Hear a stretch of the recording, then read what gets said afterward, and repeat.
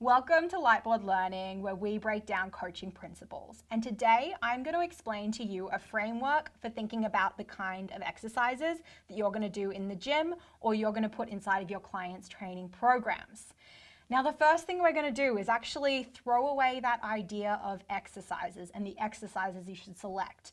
And instead, I'm going to encourage you to think about movement patterns rather than exercises. Now, there's a couple reasons for doing this. For starters, if we think about our bodies don't really know what a back squat is, right? A back squat means nothing to our body. What does mean something to our body is going into hip and knee flexion, which is a squat pattern. So rather than thinking about back squat, let's think about the squat pattern. The same thing applies to bending, pushing, pulling, lunging, and core, which are our 6 movement patterns that you're going to focus on in your training programs when you're then going to select exercises to put inside. Now, thinking about patterns instead of exercises also opens up a whole bunch of freedom when it comes to what you put inside that program.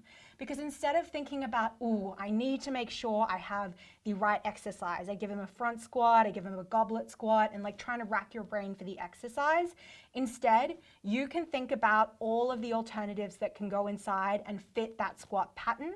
So it really opens you up to so many more possibilities of what you can put inside of your program.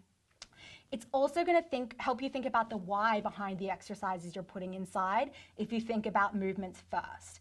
And that is, like, if you just, decide you're going to back squat on a Monday, you're not really thinking about why you're doing that back squat. But if you decide that Monday is a squat day and that you want to make sure you achieve hip flexion and knee flexion, then you can choose a multitude of options that go inside of there and really be connected to what the outcome of that day is going to be.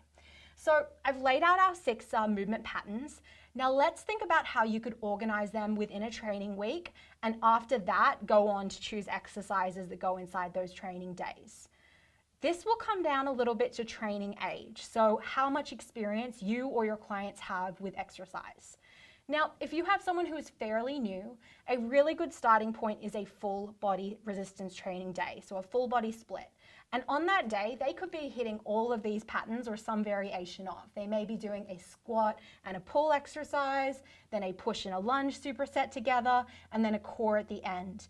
And the exercises that go inside of that pattern, you'll be able to choose, but make sure you have that framework first.